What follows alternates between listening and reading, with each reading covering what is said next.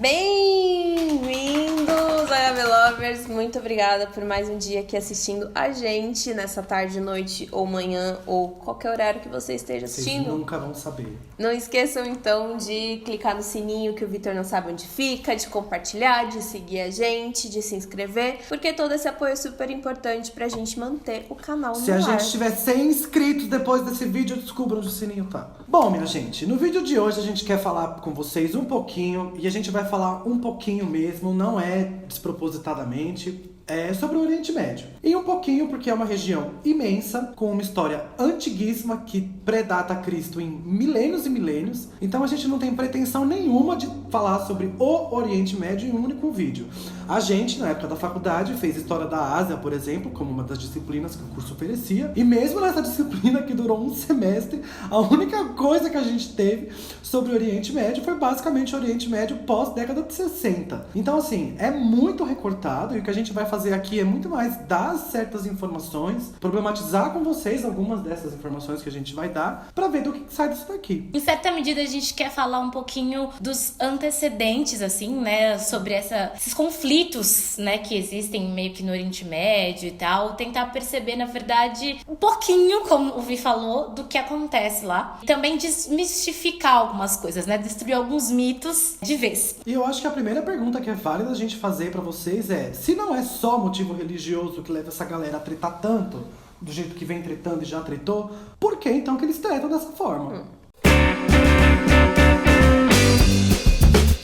E para entender este processo, menino Vitor, a gente tem que voltar um pouquinho no tempo, como sempre. Então vamos voltar para o século XIX para falar sobre nacionalismo. Porque é óbvio que nesse momento que toda uma lógica nacional e de união territorial vai sendo constituída ao redor do mundo. A gente pode citar, por exemplo, a Alemanha e a Itália, que até o século XIX eram vários territórios autônomos, e a partir desse processo muito banhado no que as lógicas nacionalistas vão dizer, vão se unificando e formando o que hoje a gente entende por exemplo, Itália e Alemanha. Então, um desses nacionalismos justamente é o sionismo, que é essa união desses povos judeus, e também a questão deles poderem se autogovernar. Então, já que nós temos o mesmo costume, né, a mesma língua, também decidir sobre nossas próprias leis e como que a gente vai ordená-lo. Então, é uma questão importante para discutir a questão no Oriente Médio, para entender essa questão. Bom, sem contar que para esses sionistas era muito importante que o Estado Nacional Judaico ele fosse soberano e independente, então ninguém podia falar nada e acabou, e papo é esse. Para que aquela população tivesse a segurança de que ela viveria a partir dos seus próprios costumes, dos seus próprios olhares sobre o mundo, suas próprias regras, digamos assim. E aí vocês podem estar se perguntando, e para onde para essa galerona que o Estado Judaico deveria estar? Então eu vou falar. Então vai pra Bíblia que a Bíblia te conta. Sim, a gente deveria ficar no mesmo lugar que o reino de Israel ficava lá no tempo de Jesus, no tempo da Bíblia, todas aquelas tretas, que se você quiser ler, você pega lá a Bíblia da sua avó e você acompanha direitinho, sem spoilers. E onde diabos que fica esse tal desse reino de Israel? Surpreendentemente ou não, fica hoje numa região conhecida como Palestina. Só que além dessas questões de nacionalidade, nacionalismo que estavam rolando, tem mais uma coisa acontecendo no século XIX que é super importante a gente pautar aqui: o imperialismo. Quando a gente pensa que você está construindo, na Europa, está se construindo essa lógica imperialista de ir para outros lugares do mundo, levar a civilização, isso também vai estar presente aqui. Só para dar um exemplo aqui para ficar mais concreto pra gente, a colonização da África do século XIX, naquele movimento imperialista do justamente o fardo do homem branco, né? O homem branco tem que levar a civilização para aquele lugar selvagem que era a África. Então, por que cargas d'água, denunciando aqui meus 66 anos com essa expressão, imperialismo é importante quando a gente está falando de Oriente Médio? Porque quando a gente pensa a ação do povo judaico, não é só garantir um espaço para Israel, é sobre colonizar a Palestina também. E um espaço bem específico, né? A gente não está falando de qualquer lugar na Terra, a gente está falando sobre um lugar na Terra muito concreto e que é objeto de disputa entre várias religiões, que não apenas o islamismo e o judaísmo, por exemplo. Exato. Por isso, eu acho que uma primeira coisa que a gente quer deixar mais do que claro para vocês é que a gente tem que ter noção de que não é só a questão do Holocausto, não é só a questão da Segunda Guerra, do ódio aos judeus, de toda a opressão que eles sofreram, que ajuda a gente a entender o surgimento do Estado de Israel. A questão do sionismo, do imperialismo, do colonialismo, ela também está colocada em prática aqui. A gente de maneira nenhuma está tentando relativizar o impacto, a magnitude, a dimensão, a desgraceira toda que foi o Holocausto, toda a violência que a população judaica sofreu nesse período, mas a gente também tem que lembrar que sofrimento populacional é uma coisa e interesse de Estado é outra. Então essas duas questões vão estar tensionadas aqui ao longo do nosso debate, e a gente só queria deixar um pouco mais claro para você que são esses dois fatores que convergem para a gente entender o surgimento desse Estado tão polêmico que está aí até hoje, né? Outra coisa importante também para engrossar o caldo, como diz a Gi, é justamente lembrar dos acordos feitos para após o fim do Império Otomano. Foi uma administração que existiu durante 600 anos. A gente está falando de 6 séculos. A gente fica pensando as coisas aqui na nossa bolha ocidental e com uma temporalidade diferente, porque é uma outra dinâmica de ocupação e administração de um espaço. Então, pensa como é você tá, sei lá, a sua vida toda, você existe há 20 anos, a sua vida toda você tem os seus pais te bancando e do nada eles falam, vai pro mundo, se joga, e todas as complexidades que se envolvem. Guardadas as devidas proporções com essa analogia, o que a gente tá querendo dizer é que foi um período de instabilidade social e política e econômica, assim. Então é importante a gente colocar isso em pauta. Só para vocês entenderem o que era a magnitude do Império Otomano, vai aí umas imagens bacanas do que era Constantinopla, que hoje é o Istambul. E aí agora a gente vai partir para o momento da quebra dele, da queda, para vocês entenderem mais localizado no tempo de que época que a gente tá falando, né, Van? Isso. Então, quer dizer que durante a Primeira Guerra Mundial, o Império Otomano justamente passou por essa transformação. Então, durante a Primeira Guerra, ele apoiou o Império Alemão, Exato. né, que a Gi mostrou bem que nasceu justamente nesse período, praticamente, na virada do século. E quando a Alemanha e o Império Otomano perderam a guerra, ele justamente foi invadido por essas potências vencedoras que partilharam o seu território, ou seja, mais uma vez tem a ver com esse imperialismo que vai ocorrer no período. Então eles chegaram, dominaram ali o território, dividiram entre si e vamos lá. Esse território que correspondia ao Império Otomano não era um território homogêneo. Ali existiam diversos grupos coexistindo e com interesses diferentes. Então você vai estar nesse momento que a Van falou de ruptura após Primeira Guerra, em que tem várias nações ocidentais de olho ali na região. Você vai ter grupos internos tanto que vão se aliar a essas potências ocidentais, quanto vão olhar para elas e querer se pôr contra elas, né? Rejeitá-las, como o Vi diz. Esse movimento de radicalização contra o Ocidente foi muito importante para a construção do fundamentalismo islâmico posterior. E uma outra observação importante também é que todo o respaldo que esse fundamentalismo islâmico encontrou, ele encontrou justamente porque certas populações estavam mais do que cansadas de passar por toda a influência e toda a violência que essa influência implicava do Ocidente em regiões orientais. Então as duas coisas sempre caminhavam muito juntas e é bom a gente ter isso em mente. E nesse período da Primeira Guerra foram assinados diversos acordos muito importantes sobre o que fazer e quem ia ser o responsável por gerir essa região da Palestina. Um dos mais importantes foi o acordo de 1916, chamado Sykes-Picot, que vai dividir a região basicamente entre duas zonas de influência, uma britânica e uma francesa. E naquele momento a Grã-Bretanha ficou responsável mais pela região da Jordânia e do Iraque, enquanto a França ficou mais com a região da Síria, do Líbano. E com o norte do Iraque também. Exato. Já a Palestina, no primeiro momento, ficou sob uma administração internacional, ninguém sabia muito o que fazer com ela, como administrar aquilo. E no segundo momento, ela passa para as mãos inglesas por um período que ficou conhecido como Mandato Britânico da Palestina. E em 1919, a gente tem o Tratado de Versalhes, justamente com o final da guerra, que vai, né, pelos próximos 40 anos, né, de responsabilizar esses países perdedores, né, e esses vencedores, né, tirar essas suas fatiazinhas.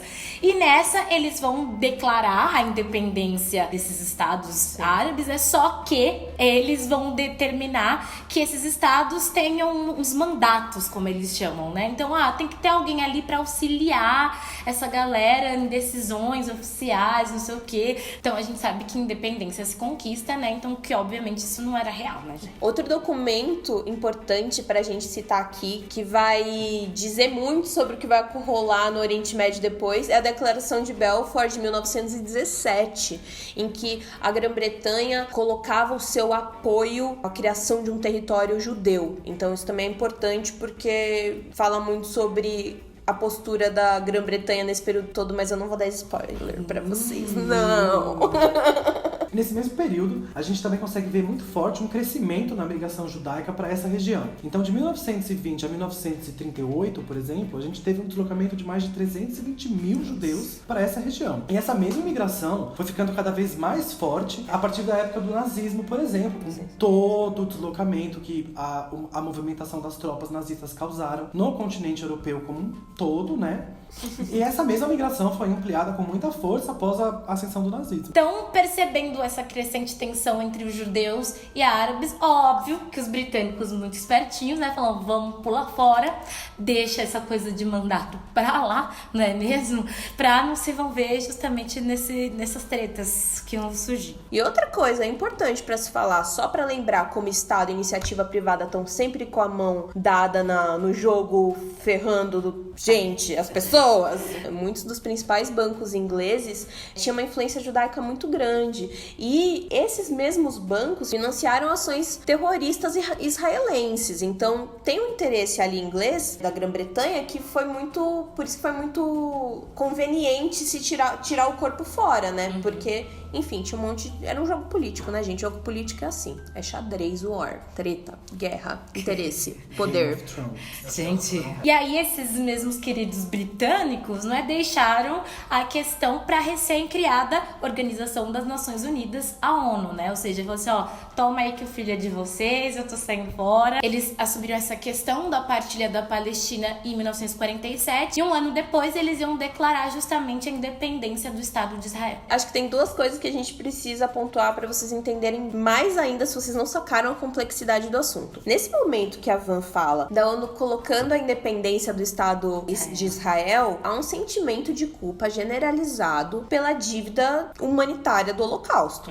Então, você acaba de passar pela Segunda Guerra Mundial, então todo mundo ali tem tá meio mobilizado, tá meio mobilizado pela questão. Quando esse Estado foi estabelecido, ele foi estabelecido como um Estado binário, ou seja, ele seria comandado por Israel e Palestina. Só que Israel não respeita isso. E tudo que a gente vai falar agora é fruto de Israel não respeitando o acordo colocado desse Estado binário que seria estabelecido. E é a partir desse descompasso entre o que havia sido acordado e o que Israel de fato fez a partir disso, que tudo foi pro brejo depois. Então, por exemplo, em 48 estoura um conflito muito grande entre países que estavam extremamente satisfeitos com a divisão do território da Palestina entre judeus, árabes, Israel e o resto da galera. Então, por exemplo, minha gente, tropas do Líbano, Síria, Transjordânia, Egito e Iraque invadem a Palestina e ocupam alguns dos territórios que antes, ou até então, não lhe cabiam ocupar. Então, por exemplo, o Egito vai e ocupa a faixa de Gaza, enquanto a Transjordânia fica com a Cisjordânia. Então, nessa mesma lógica nacionalista, na década de 50, então 1950, vão começar a surgir justamente movimentos que questionaram a criação do Estado de Israel, né? O exemplo justamente de um deles é a Organização para a Libertação da Palestina, na OLP. Em 1966, por exemplo, a gente começa a ter mais forte a questão do panarabismo. Então, são populações árabes que começam a olhar em volta e perceber, talvez, a sua fragilidade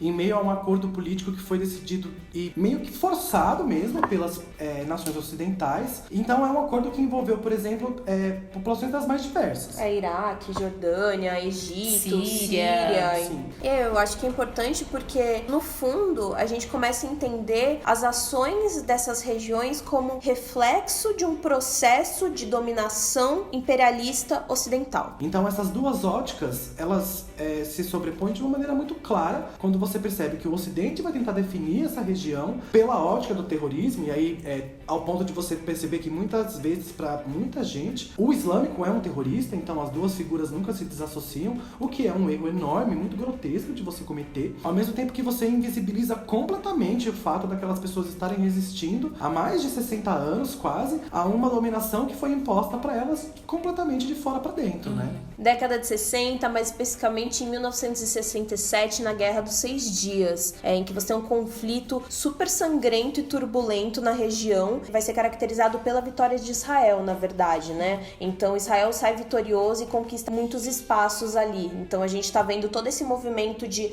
avanço de um lado e do outro, tentando conquistar esse espaço. Então, uma das principais consequências desse conflito são os milhares de refugiados da Palestina que vão tentar buscar aí um lugar para ficar e são rejeitados praticamente por todos os países árabes. Conseguem abrigo nos Emirados Árabes, na Jordânia e principalmente no Líbano. Alguns anos depois, em 1973, ocorre a Guerra de Yom Kippur. E foi uma guerra, uma tentativa, na verdade, de recuperar alguns territórios de Israel.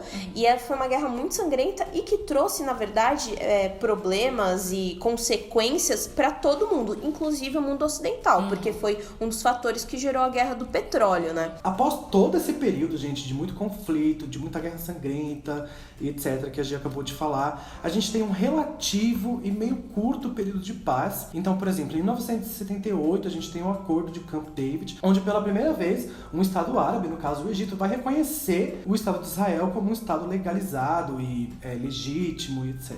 E é ainda na segunda metade do século XX que ocorre a independência de muitos desses territórios que estavam sob as mãos vampíricas da França e da Grã-Bretanha. E é nesse momento que os Estados Unidos e a União Soviética começam também a olhar para esses lugares como lugares de interesse e de quase cooptação. Vamos colocar nessa palavra aí. É óbvio que a gente está falando nesse momento da Guerra Fria, e é lógico que a gente está falando de um panorama mundial muito maior em que duas potências estão brigando, e aí elas veem locais estratégicos para se estabelecer dentro dessa briga mesmo que eles estavam tretando.